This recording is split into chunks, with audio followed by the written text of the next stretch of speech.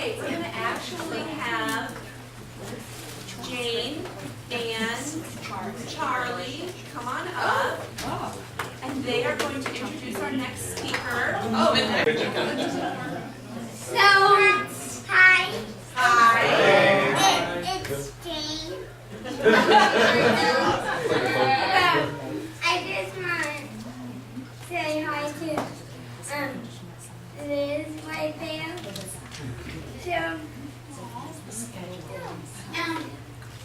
So I'm Charlie.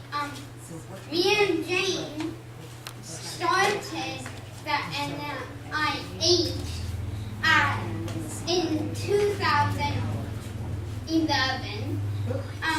And the things that I can remember that me and Jane did at the NIH was we both had to do blood tests, and we both had to do EEG, which we'll get more into that.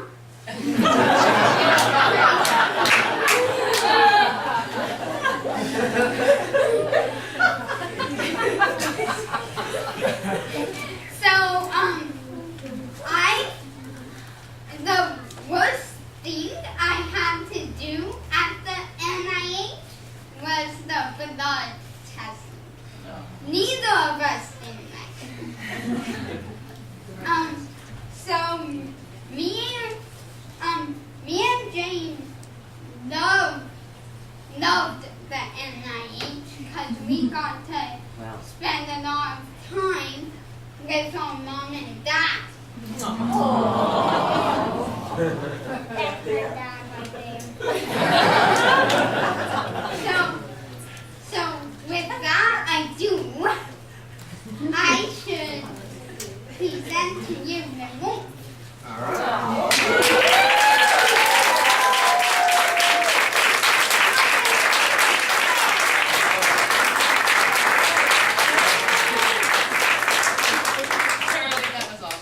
Thank you, you guys. Wow.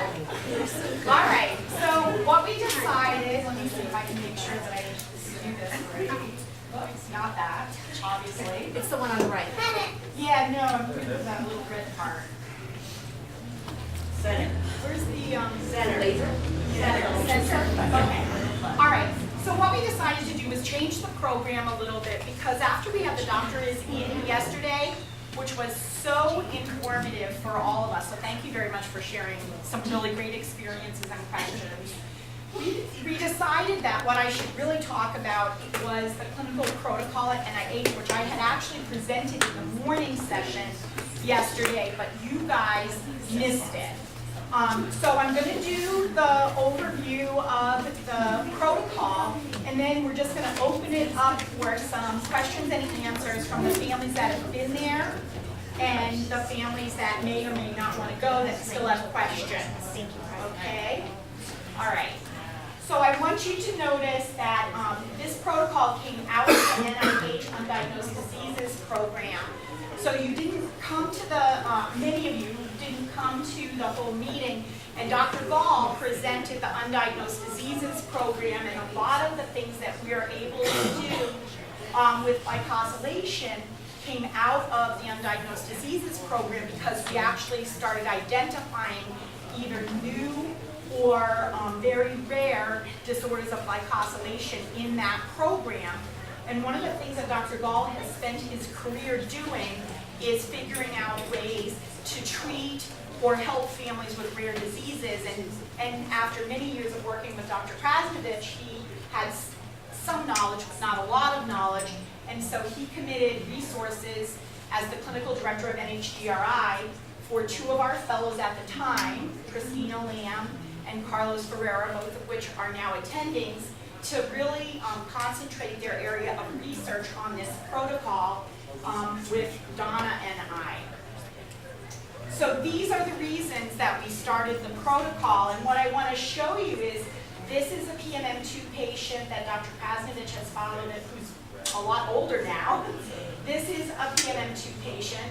This is a PMM2 patient that Christina and I saw. And then this young man and and this little girl have MOGS, CDG, which is type 2B, the second and the third cases in the world ever that were found in the Undiagnosed Diseases program. And this little girl and this little boy are the first mixed race, non-related children with PIG-T, which is a GPI anchor disorder we found in the Undiagnosed Diseases program. And this little boy has PGM3, so Dr. Krasnovich and I got involved with PGM3 as a newly identified disorder from colleagues of ours that work in the National Immunology and Allergy Institute because they have very bad skin problems and immune system problems. They get a lot of infections. So no one imagined that they had a CDG until their exome results came back. And then this little girl has a Dolicho disorder, and Dr. Ferreira, wherever he is, Carlos and I saw her. She was the very first patient that we saw on the CDG protocol, actually. So 2% of our genes are glycogenes, and if you look, as of December 2015, because HUD and Bobby keep changing the genes, what ended up happening is 61 disorders were described as N-linked, but all the rest of these disorders are either mixed disorders or type 2 disorders or a deglycosylation disorder. So we find ourselves now in a situation where we really have about 50% of the disorders that we want to look at are N-linked, but 50% are not. And that's why there's a lot of interest in expanding how we look at CDGs, how we classify them, and how we're starting to be able to identify potential therapies. So this is probably the most recent N-linked pathway that Bobby has started to develop for a new paper. And so I just really want to make sure, that everybody understands that we have multiple pathways, and I think you've seen this in a number of different ways today. The mevalonate pathway is where cholesterol comes from, it's where CoQ comes from, and it's where Dolicho comes from. And our Dolicho stems are what our glycans are branched on top of, and so Dolicho metabolism is another pathway where we see CDGs. And that is in the cytoplasm of the cell. There's a certain amount of making of the glycans happens on the outside of the endoplasmic reticulum and then has to flip on the inside. Then there's more that happens on the inside. Then we have all these vesicles. All these vesicles help with transport in between the endoplasmic reticulum and the Golgi in both directions, out of the ER and back to the ER. Then we have Golgi disorders, and then we have all these sugar transporters, and Dr. Morova talked about these because these are potentially treatable too, because if it's a sugar and we can push the extra sugar through, we might be able to treat those. And that's the pathway that everybody sort of looks at. But when we developed our protocol, we said there's many other pathways. So we wanted to look at patients with disorders of Dolicho. There's 7 of those right now. We wanted to look at patients with O-glycosylation, which is the most variable of the types of glycans that can be found, and we wanted to look at GPI anchor disorders. But we also, at the same time in 2012, when we were thinking about developing our protocol, NGLE1 was described, and that's the first deglycosylation disorder. And it was very important because in every other pathway of inborn errors, when you have disorders of people breaking down proteins like PKU that Matt Might talked about, or sugars like in galactosemia, there's always a place where there's a synthesis, where whatever you need gets made, and a degradation where whatever it is gets broken down. And so finding how the glycans are broken down and recycled became very important too. And then in the Undiagnosed Diseases program, we found this disorder called CAD deficiency, which is in a completely different pathway. It's in the pyrimidine pathway. But when Dr. Morova was talking about activated sugars, part of how we get the sugars excited to go join the dolicho is with a chemical called uridine, which is made in this pyrimidine pathway. And in CAD, the uridine is not made, and so what happens is all the sugars that are supposed to be activated by uridine, and uridine is always represented in the pathway as a U, were not being made. They were very, very deficient, and so the patient actually had symptoms of glycosylation, not of the pyrimidine disorder. And this is also a disorder that's treatable. So there's lots of things for us to be wrapping our brains around when we started the protocol. So this is clinicaltrials.gov, and I would encourage anybody in this room, if you're ever interested in looking for research for your particular disorder or therapies or whatever, anybody can go to clinicaltrials.gov and you can search it, and it will come up with keywords, and you can look at all the studies happening at NIH, but also all around the country. So our protocol is the clinical and basic investigations into known and suspected congenital disorders of glycosylation. And so that tells you right off the bat we were trying to be very open-minded. Inclusion and exclusion criteria happen with any research. So for those of you that are not familiar with jargon related to research, inclusion criteria are those criteria that you must meet in order to be eligible to participate. And exclusion criteria are those things that we say we absolutely cannot have you in our trial, mostly because you're just too sick, right? Because if you're doing research, that's elective. And so if you're very, very sick, that's not the time to be doing research. You want to get regular care. And so we made our inclusion criteria as open as we could. And so those are things 1 to 80 years of age, because we know that there are many adult glycosylation disorders, any type of CDG, but you have to be medically stable and able to travel to NIH. Exclusion criteria, less than 1 year of age, less than 10 kilos of body weight for a whole bunch of reasons, and medically unstable. And so we actually have had some families that have wanted to come, but then the child's got pneumonia or something else, or ended up in the hospital. And so, you know, at that point, we can't bring them then, but then we can reschedule and bring you a different time. So if anybody, you know, thinks that being sick ruins your chances of coming, that's not the case at all. We do have a pre-admission checklist, and I think that HUD, who's not here, said this morning, when any researcher says, I really need this information, the fastest time that you can help us get that information, the faster we can bring you to the study. And because all of the kids are different, which you heard this morning and from lots of different people, not only do we want to do things that we know are important for us to characterize the glycosylation abnormality, but if your child is doing something that's unusual or special, if we're going to bring you to NIH and we can get another specialist involved, we're happy to do that. But what it means is that we have to have all of the medical records well in advance for review. We have to have discs of MRIs and other things so we can compare them to the MRIs and things that we will do there. We use all that information to help us plan the admission for your individual child. We look at DVDs of past EEGs if possible. If any type of pathology was done on liver or muscle biopsies, we like that.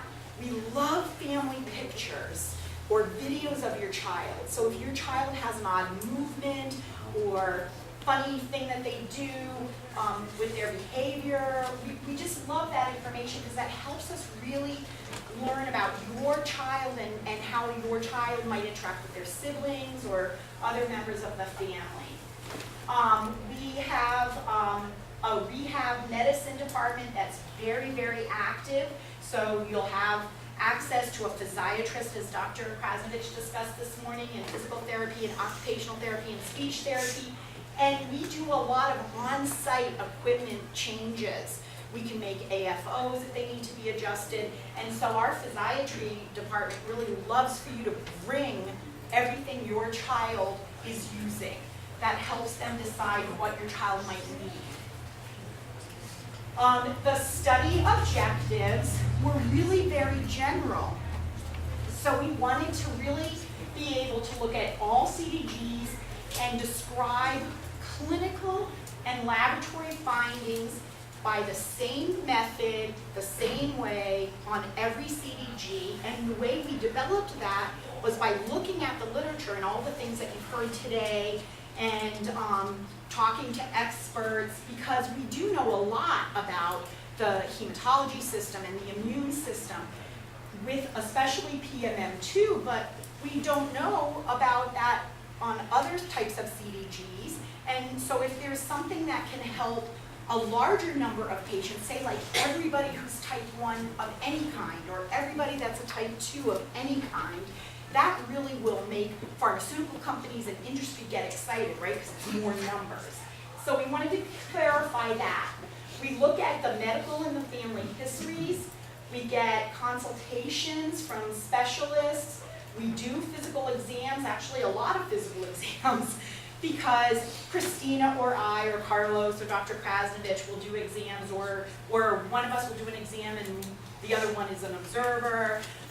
But neurologists will do an exam, the physiatrist will do an exam, and so that works really great for you guys because the kids change over the course of a day, how tired they are, how good they're feeling, and so as a team, we get a bigger picture when we have lots of hands-on, lots of people talking to you and hearing your story, so we don't miss a lot of details that way.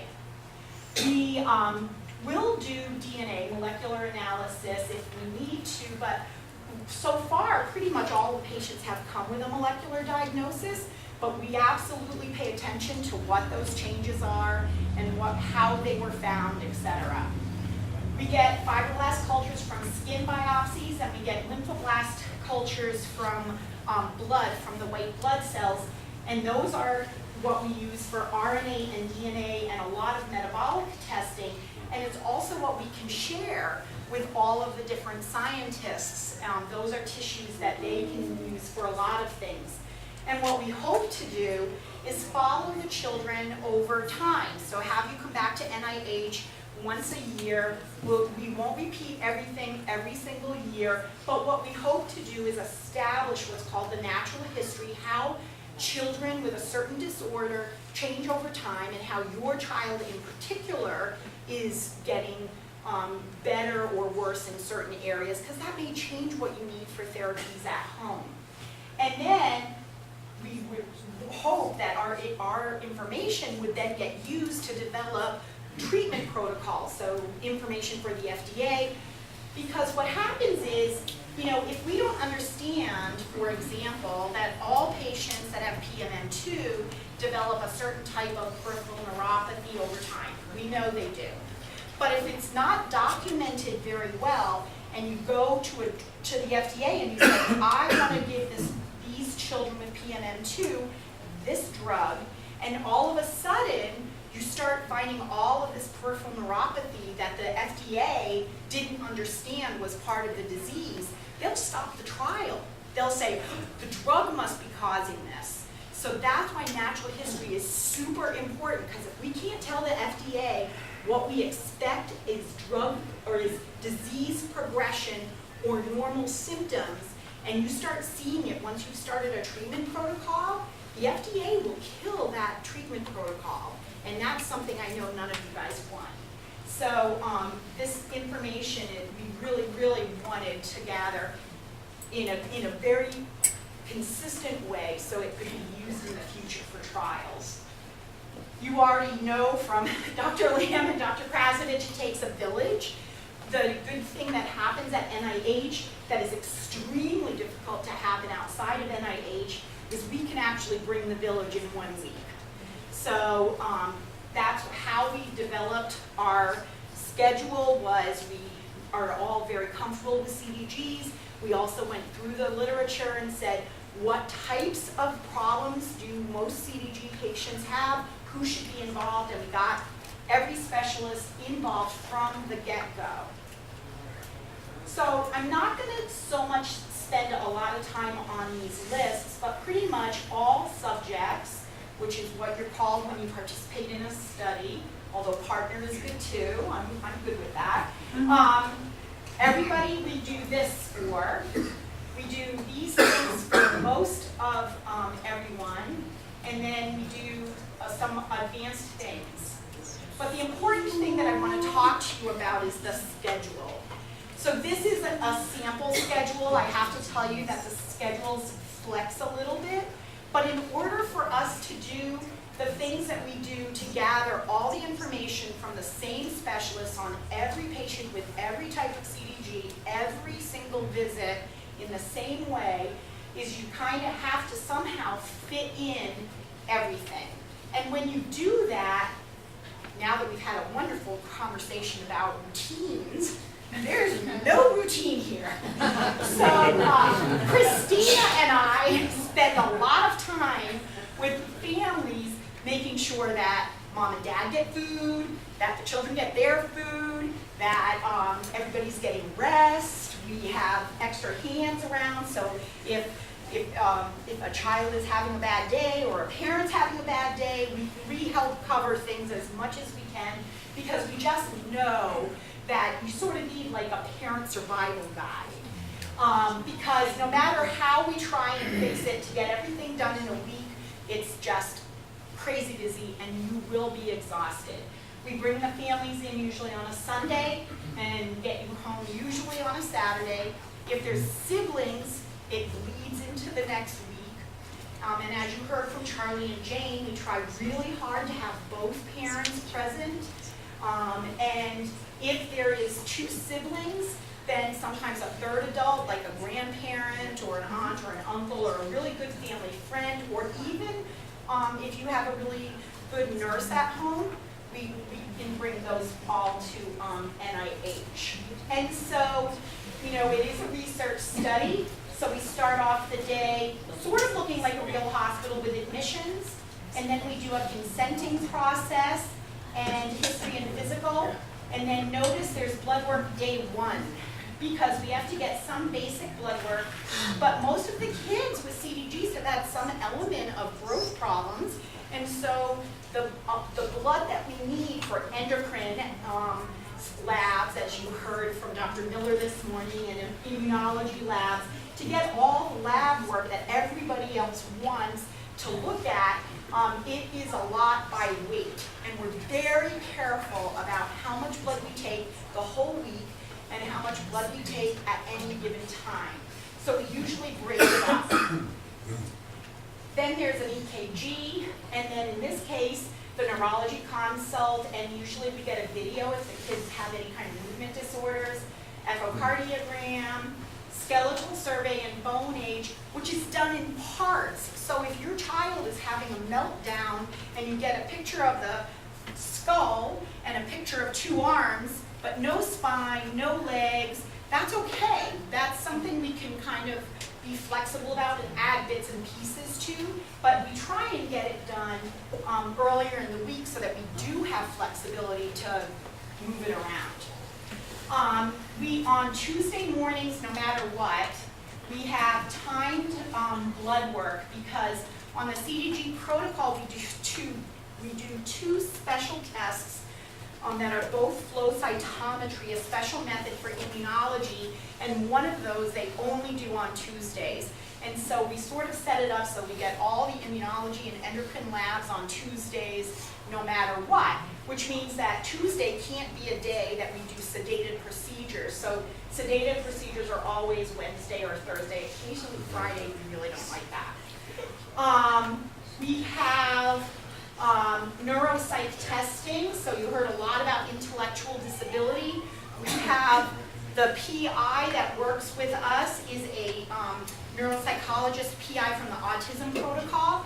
So she is used to working with children that might have meltdowns, that don't talk, that might have problems with movement. And so she is awesome, and she's given us tons of really valuable information. We always get the dietitian involved, audiology involved, because some families really think that the hearing is okay, and we've identified that sometimes the hearing's not as good as you might think, and those are things you need to know because that impacts care. We do EEGs, and we have an epileptologist who's on our protocol, and so we're hoping that over time we'll be able to maybe identify certain types of seizures are associated with certain types of CDGs and maybe are better managed with different medicines. We do an overnight sleep study, and we have found sleep disorders. We found restless leg syndrome, we found some sleep apnea. Those are things that are treatable. So everybody says the sleep's a problem, but nobody's really looked at it systematically, but we are. We do speech and swallow, physiatry, an eye exam, physical therapy. Everybody goes to pre-anesthesia clinic because they have sedative procedures, which I'll talk a little bit more about in a minute. We have a genetic counselor that meets with every family. And then the night before the sedative procedure, we usually have the kids stay overnight to make sure they have good hydration. And we do a metabolic cart study to look at their metabolism early in the morning. And then we do sedative procedures. We do a whole bunch of things all together. We do a brain MRI, MRS, a lumbar puncture, auditory brainstem responses for checking the nerve from the ear to the occipital lobe of the brain. We usually do dental exams. A lot of the kids are on seizure meds that impact their gums. Some of the kids have teeth problems. We do nerve conduction studies and a dilated eye exam. And sometimes we collect urine when the kids are sleeping. The eye exam is the dilated part of the eye exam, because if your child is developmentally delayed, or even if you're me, it's really hard to keep your eyes open when your pupils are dilated and somebody's putting a bright light in there. But we know that our children do have eye abnormalities of the retina, of the optic nerve, and you can only see that if your pupils are dilated. And so we do all those things while the kids are sedated. So we heard from Dr. Morova that anesthesia care is a risk, and that's true. So what I want to tell you is that we have pediatric anesthesiologists that have worked with us for many years now for the Undiagnosed Diseases program and on the CDG protocol and many other protocols. They know how to do sedation, and we are so organized. We can get all this done 3 hours, in and out. So we actually, there's more than 100 cases now that are in publication because our sedation methods are so different than what gets done in academic medicine, and we are so efficient, and we have had really no problems with the anesthesia. So just so that you know, the reason to go to pre-anesthesia is to make sure that the anesthesiologist that's going to do the case really knows your child, your concerns, your child's medications, the reactions they've had to any other time they've been sedated or had surgery, like strabismus correction, right, or ear tubes. And so we work as a really good team to make that work and make sure we get stuff done that could otherwise be painful for the child at a time when they're snoozing, so they have no idea. And then we have a hepatologist, those are liver doctors, because of the liver specificity of a lot of CDGs. Endocrine, like Dr. Miller. Immunology. We do DEXA scans on the kids older than 3. We do the Q-sweat autonomic testing because we've identified a lot of the kids really don't sweat properly, and that can be something that can put them at risk for heat stroke and stuff, so we want to know about that. We do abdominal ultrasounds to look at all the things that Dr. Lamb and Dr. Krasovich covered this morning. We do clinical photos. So you know, if you've ever looked at a medical textbook where you see a picture with somebody standing up against a graph on a wall, So those kinds of graphs give you an idea of how tall the patient might have been, etc. And so what we do is we get very high-level clinical photos of all the kids, and then at the end of that you get a nice family photo too, because it's professional photography.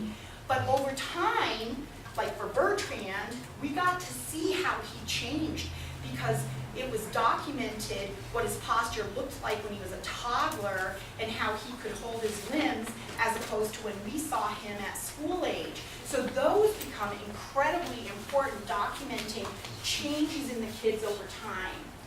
And then occupational therapy, and then sometime on Friday afternoon, the whole team, Dr. Lamb, Dr. Krasovich, Dr. Ferreira, and me, we sit down and we give the families all the consult notes, all the lab results that we have done, and then we don't have everything, and so then about a month later, you'll get a big package from us that also includes a disc of your MRI and x-rays and abdominal ultrasound, etc. So you take everything with.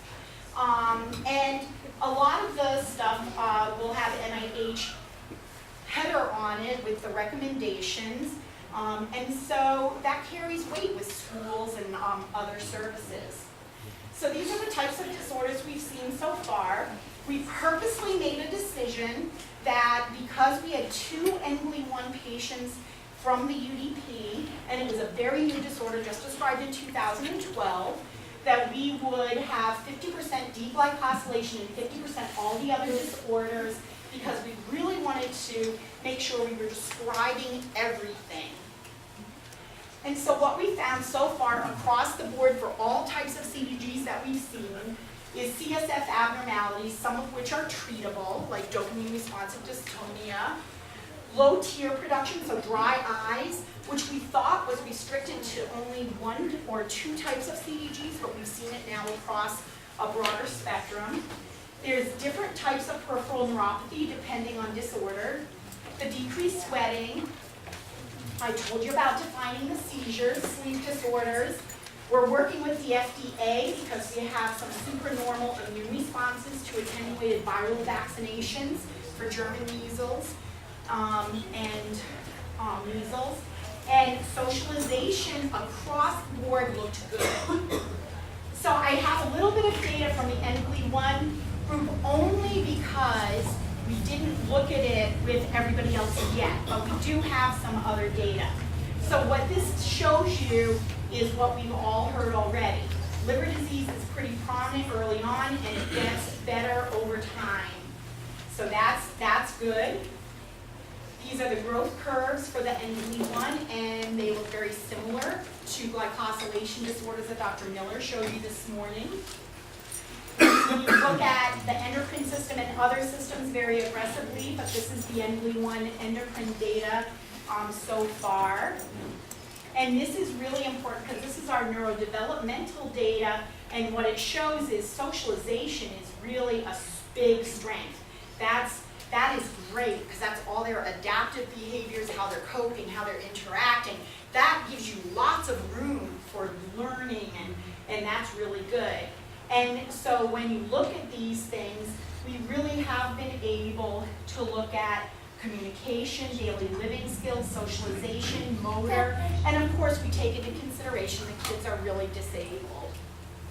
And this is how you find us, and I'm going to suggest that really get a hold of me by email because 50% of my time is working with the Undiagnosed Diseases program, which is now the Undiagnosed Diseases Network, and I'm the site coordinator for NIH. So I'm not hardly ever in my office.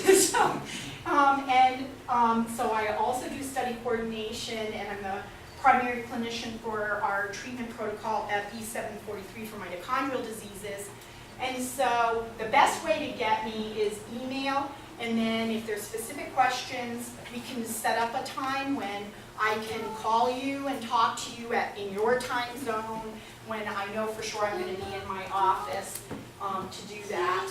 And these are the reasons why we'd love for you to participate. I think you've heard this from lots of different speakers, but I wanted to kind of make a solid list, and then we're going to actually ask all the families that have been to NIH to come up here, and we can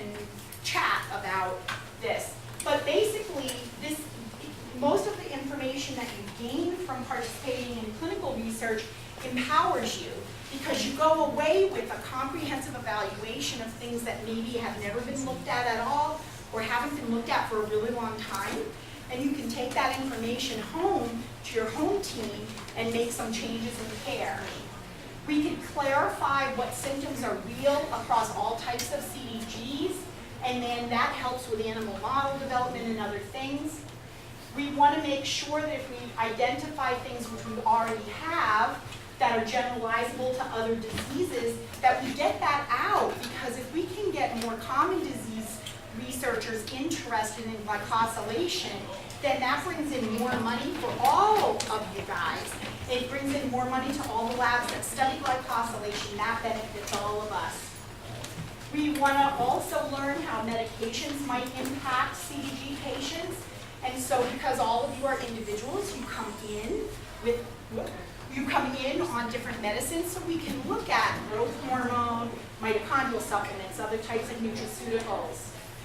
We need to have this kind of information to make valid guidelines for care, right?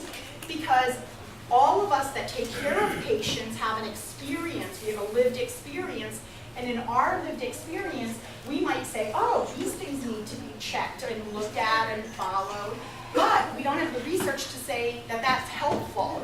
So you need good clinical research to tell you how to develop your guidelines. You need to validate or disprove findings in animals. So for NV1 as an example, the fly has problems with stomach acid, and that's really not the case in the patients. So animal models are really good, but they're not kids or adults, and so we need to be looking at for kids. You need to identify biomarkers and outcome measures for treatment protocols if we're going to go to treatments. The FDA requires this. So we need to have natural history so that we can give the FDA the information they need for these studies. And we are connected to scientists and clinical experts all around the world, so we can get you connected, we can connect you to families, and we also, obviously, because we have Dr. Lamb and Dr. Ferreira, we can train clinical experts who are then, like Dr. Lamb, going out to the real world. She's going to Seattle, and she can set up a CDG clinic outside. Let me just finish. So these are all the different collaborators inside NIH. Some of them are basic scientists, and some of them are clinical folks. We have a huge number of outside collaborators across the country and around the world. And then Dr. Lamb is flipping to Dr. Ferreira as the principal investigator, and Dr. Krasnodich. So Christina, Carlos, Donna, and I are all here. Dr. Ball was here yesterday, but he's already gone home. And we just want to make sure we thank all of our patients and families. So I am happy to take questions, and we're going to bring up the families that have been at NIH and everybody else, Christina too, to answer questions. Yeah. Like, by the time we would contact you, send you an email for you to send us the information, approximately how long does it take until? So that's a very good question. So what we try and do is see 1 to 2 CDG patients per month. And that's really because, especially Dr. Ferreira is only going to be part-time at NIH, and because I'm technically part-time for CDG. So we see 1 to 2 patients per month. If we get all the records and we have everything and we organize everything and there's nothing missing, I can usually get you in. Usually it takes us, the longest thing to get scheduled is the sedated procedure, and usually that's about 8 weeks. So what I try and do is, if I know families are interested and want to come in, we get the name and the date of birth of the child, and we secure the sedated procedure day, and then we can build everything else around that. We have the application from when Aram was, before he was 1 year old, when he was not eligible. Right. Has the application changed, meaning we need a newer application or newer No, consent that should form? be okay. The consent has changed, but you don't sign the consent. Right? We send out a consent. I'll send you a new one. We send out a copy of the consent just so you guys can read the consent, But don't sign it until you come and talk to us. We have to have like witness consents. Yeah. Hey Lynn, can you go back to your outside collaborators? We noticed one from UBC, which would be Canada, I think, which is what we would like to. Yeah, so Michael, so he's a PhD basic scientist who's actually working on research that Matt talked about. And so what we've done with him is we actually have given DNA. That's what he needed. So he's working on read-through therapies. So that means the mutation has to be one of those that starts with an X, like Matt talked about. So if your mutation doesn't stop with an X, then it wouldn't be helpful to his research. Okay. All right. Thank you. Yeah. Sorry, kind of two questions. I've heard of a lumbar puncture. What is that exactly? So the lumbar puncture is the way that we get spinal fluid. Okay. So we take it from below the spinal cord, about even with your hip bones, and we take out about 1.5 teaspoons of spinal fluid, which is okay because kids make spinal fluid as fast as they make pee. So that's part of the reason we give them fluid overnight, so they make a lot of pee fast, so they make a lot of spinal fluid fast. Okay. And then, are they like in the hospital for the whole week or? No. Okay. No. So we have what's called the Children's Inn, which is right on campus, right across the street from the research center, and so the kids most of the time come and go. Yep. And they don't have to get in hospital clothes. They wear their regular clothes to almost all the appointments. It's a different environment. Yeah. Quick question. As far as families going to NIH, if you have an uninfected sibling, are they welcome to come as well? So they can. So the costs to NIH are this. So we can reimburse for 2 family members, usually the parents. In fact, our protocol actually requires mom and dad to sign. So we have 2 parents, the affected or 2 affected siblings. Will pay for, if there's 2 affected siblings, we usually can also bring in a 3rd adult because you just need that because you can't get into an airport or a train station or anything, right, with all the stuff. If you have an unaffected sibling that you want to bring that isn't a carry on your lap, you have to pay for it yourself. We pay for all of the Children's Inn is paid for you guys. Your travel, whether it's by car, train, plane, and each parent gets $10 a day stipend for their own food. And the Children's Inn also helps families if you need it. It's kind of set up like the Ronald McDonald House, the Children's Inn. I mean, we went to buy groceries to help out, and the cabinets were overflowing with those extra food. Yeah, So and it's a full we didn't spend kitchen, time. so if you do something special, you can do your own cooking. Yeah. Do you accept appointments year-round? Yes. Yep, pretty much. I will tell you one thing. So as you might imagine, most of the time, nobody wants to come to do an elective research study at Christmas time, so we're pretty much like dead in the water for the week of Christmas and the week of New Year's. So don't ask me if you can come then, because most of our consultants aren't even there. But otherwise, yes. Just wondered with some of the adaptive equipment, can you ship it to NIH? You can actually, we have you ship it to Children's, and we can usually help you with that with our FedEx. Same thing I should say with special diets. So our dietitian is awesome, and if you have a special diet, if you puree something special, we've had families freeze stuff and then send it overnight on dry ice, and then on our FedEx, and our dietitian will store it in the freezer downstairs, and as you need it the week that you're there, she just brings it out. Yeah. With 1 blood draw only? No, it's usually at least 2, and depending on how big the child is, it's sometimes 3. Yeah. So you said usually it's about a week and a half if you have 2 siblings? Yeah. And sometimes it's really a full week. So we have gotten really creative because, as you could imagine, and we do pay attention, it's very difficult sometimes for parents to get off work, or there might be child care issues if there's unaffected siblings. And so we actually try and get like mom and dad both there at least some part of the beginning to sign the consent. And then if we need to trade like mom or dad out, but another adult from the family wants to come and kind of help, we can do that too. We can be incredibly flexible. Yeah. How much as a parent are you, obviously not for the sedation part, but how much as a parent are you there during the procedures? With As kids? much as you Everything. want to be. Everything. Yeah, Sedated. Right. we have parents are critical. You guys know your child way better than us. You know, even if we know the kids and the parents well by the end of the week, but you know, we really encourage you to be very active because we learn from you, we learn about your child from you, we learn about things that might help other children that, you know, families haven't tried before. So we hang out, Christina and I hang out a lot. Yeah. Translate, you had a 10-kilogram weight requirement, translate that to pounds for me. Yeah, so 2.2, right? 2.2 pounds per kilo. Okay. So somewhere around 20 pounds, somewhere in there.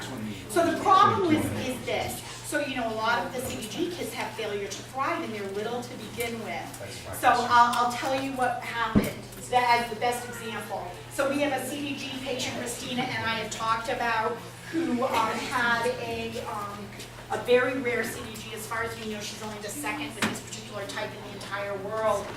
Really bad failure to thrive, and turned 1 year of age, so she should have been eligible, but she was 8 pounds, 8 kilos. So we were like, you can't come because you're like way little. So what we did was we worked with the home team, got the G-tube in, and they've been beefing her up, and so she's going to come this summer on her second birthday. So we can still work with the home team if we have to, but for the really little kids, we try and make sure they're a little beefed up. Otherwise, we can't even do some of the blood work that we would. Yeah. Where do the parents stay? The children stay at the children's inn? The parents stay in the children's inn with the it's Oh, just with like the Ronald children. McDonald. It's just like, it's called the children's inn, but it's like a Ronald McDonald house. Right. So some of the parents that are here can tell you about their experience Yeah, at the I mean, children's it's inn. really, you know, it's logistically, it's very well thought out. It's very well scripted, and what's not scripted, like she said, they are extremely flexible. It's very intelligently thought out. They think of the peripheral effects, like if your kid's tired, or it's their nap time, or parents need to eat, or it's bath time for the kids' routine, like the OT said. Logistically, I mean, you walk across the street, and we even went in the winter, and it wasn't bad. 100 feet across the street from the children's inn to the actual hospital room, the actual NIH hospital, I think it's called, the actual hospital wing, clinical center, and we get a room for the day. That's basically your base of operations. You sit there, you get relaxed, they give you a schedule. That woman there has like the power of Darth Vader on the Death Star. I'm not kidding. If you tell somebody that something's messed up, they go get Lynne,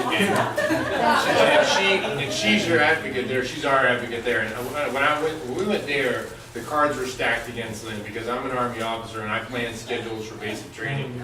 So I'm like, if this is not efficient, you're going to hear from me.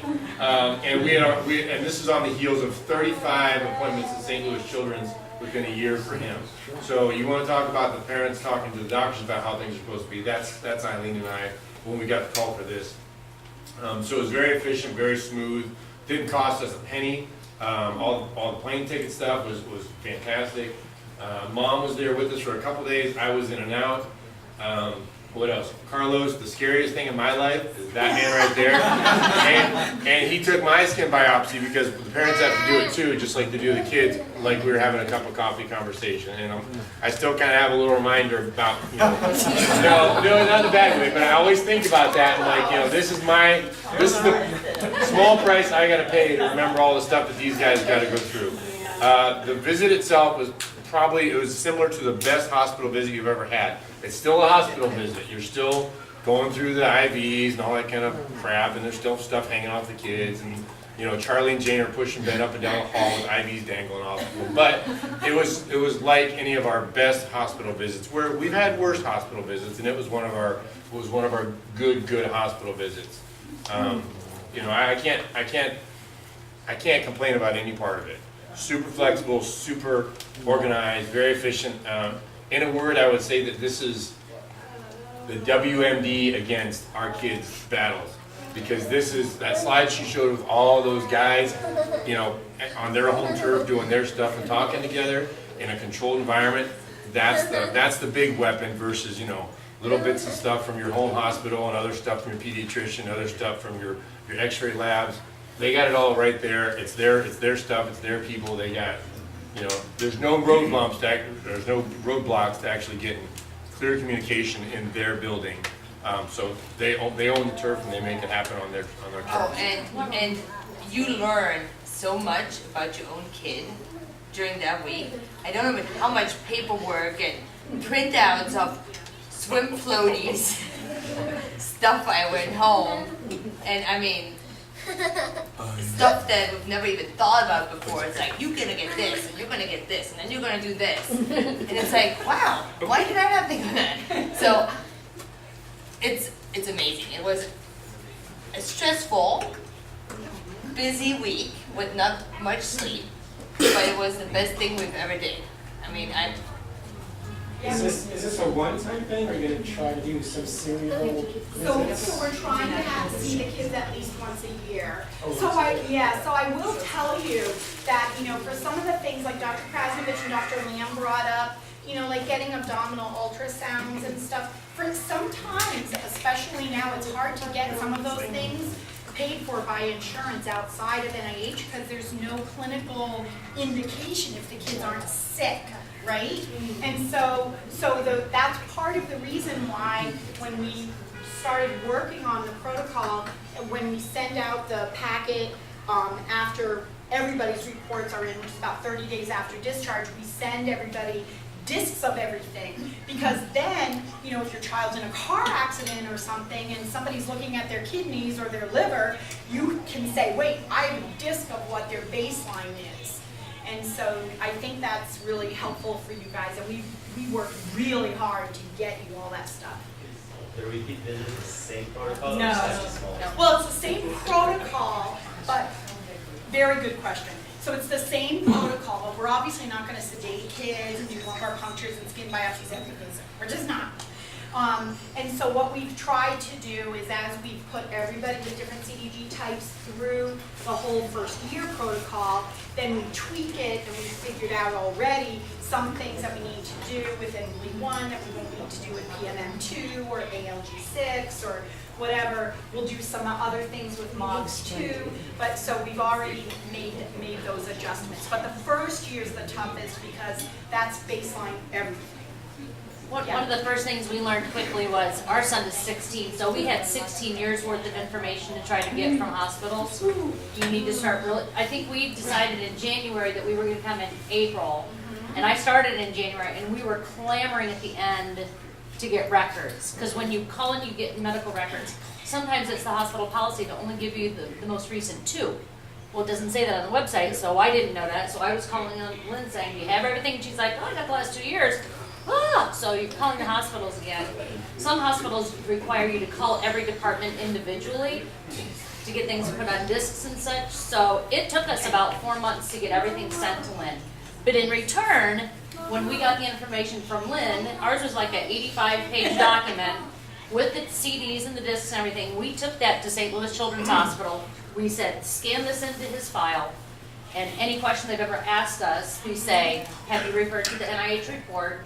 Because sometimes they'll say, well, what did you learn? Well, after a week, you don't remember everything that they've said, but it's all compiled in doctor, scientist lingo term that they appreciate.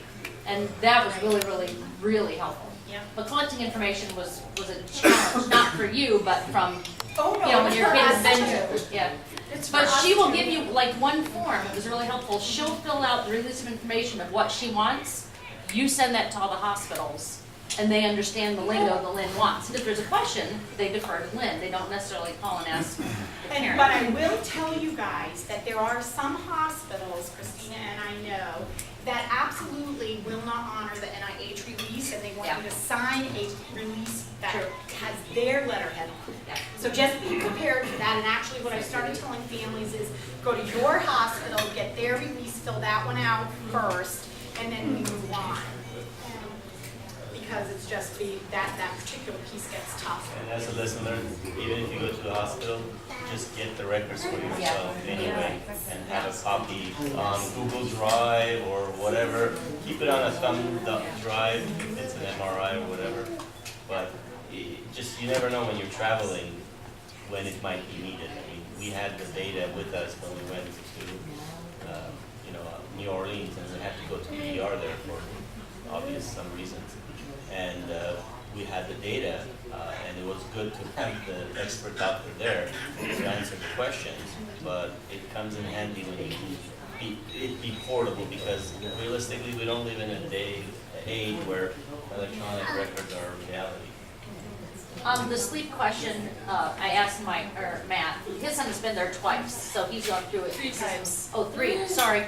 Who's counting? Well, yeah. Technically only twice for Through us. the protocol, for Yeah. your protocol Right. twice, but he's been to Yeah. NIH Right, 3 times. exactly. When they take them away for sedation is the only time you're separated. You can sleep in the room with them while they're doing the sleep study, and when they are checked into the hospital for the metabolic testing and the ID the night before the Right. sedation and such, you can Right. sleep in the And hospital with them. you can go in with them while the anesthesiologist is putting them to sleep, so you're there, and then, And and then every- you're there in recovery room. And everywhere you go in that hospital, you will have an escort to get you where you need to go, because that place is enormous, and we thought, how are we gonna know where everything is? But somebody will come pick you up about 10 minutes before your appointment time, and they walk you to where you are, and they often pick you up and bring you right back. Well, usually the escort is Christina or Lynne themselves. Yes.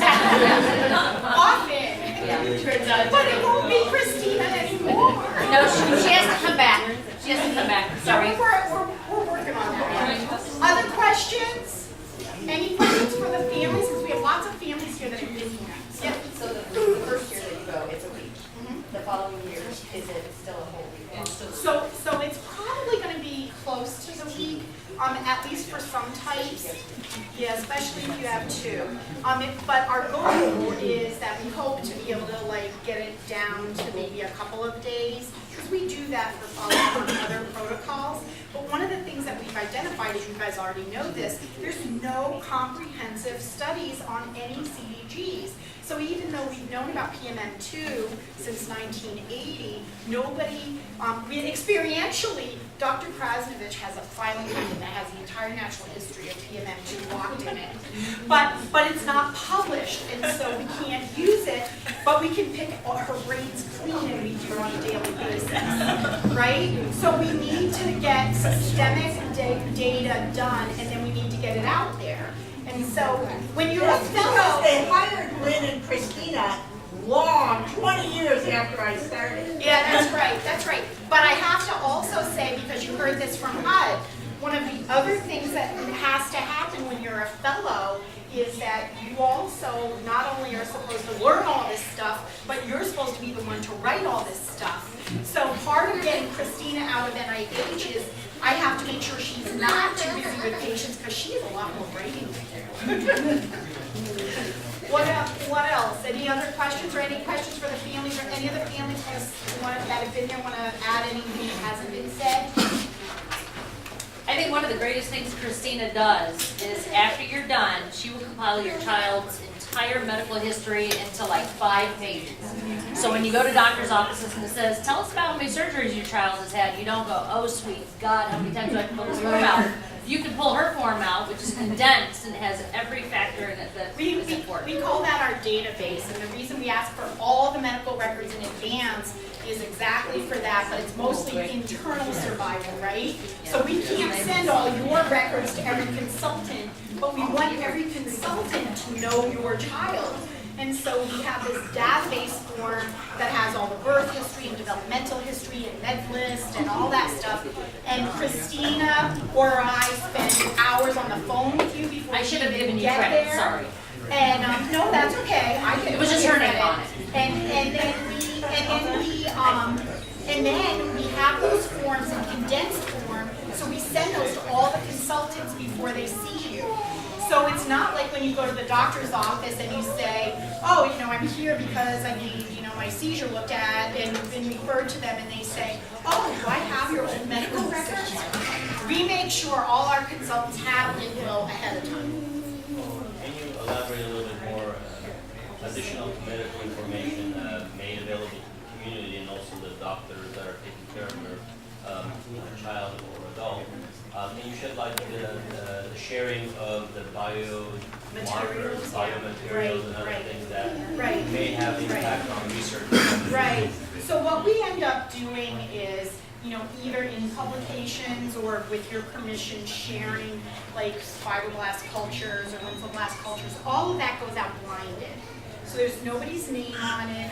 We have a CDG number or a UP number or both sometimes on those tissues. And then when we send out tissues for researchers that want to study CDGs and look for biomarkers or do the big screening to see if any drugs will impact, that all goes out blinded. So they may know that your child has, I don't know, CDG1G, but they won't know anything else. So they don't know age, they don't necessarily know gender, they have a number and whatever the tissue is. Occasionally we'll send specific mutations, because sometimes you don't know specific mutations is really critical information. A lot of the information, like I put up about the endocrine system, for the NB1 cohort. So a lot of times what happens is researchers will look at those publications and look at all of the testing that was done to figure out what is normal or abnormal. So one of the collaborators that's actually not up there is Lynne. So we have a collaborator from Nijmegen in the Netherlands who has started to identify different lipid panels with different CDG types. So when cholesterol are high or low or whatever, and so she was asking about all the things that impact on cholesterol at a meeting that we were all at, like vitamin E levels and liver function tests. And Christina and I are like, we've got all that for multiple types. And so she came up to us immediately after that meeting and said, can I get some of those lab results? And so we were able to generate a table for her that had all the results across all the types of CDGs with lots of different information on it. And so then she goes back to her lab and we can send her fibroblasts from those patients or whatever, and she can see if she can verify other biomarkers that we could use later. What other biological agents like urine and blood do you keep? CSF, we keep CSF, fibroblasts, serum, plasma, DNA, RNA, lymphoblast cultures from white blood cells. Those fibers are the ones we get for all students. Yeah. Sometimes there's special ones. Right. So we took fibroblasts from the parents of the NB1 cohort because one researcher specifically wanted that, but we don't necessarily take samples from every parent, although we've been asked to get lymphoblast cultures, which comes from blood. So I'll be able to do that. How long are those viable or stored by an age? Right. Say 10 years down the line. Ad infinitum. Ad infinitum. So as long as we have it. So we've done a lot of, so let me just say this, you guys. So for some of the stuff, you take a blood test and you pull off serums as example, right? So generally that's 1-to-1. So if we take, 4 mLs of whole blood, you can test the blood and get like 2 mLs of serum and you save that. But if everybody asks me for serum, sooner or later, even if I'm only sending like a little tiny bit, I'm not going to have any. So one of the things we're doing is we are asking some families for like blood. We try and get some research sample at every visit just to replenish those supplies. Yeah, you can only draw so much. We have some frozen in the mail, just in case. Well, that's okay. That's okay. All right. Is there any other questions? Because I think we're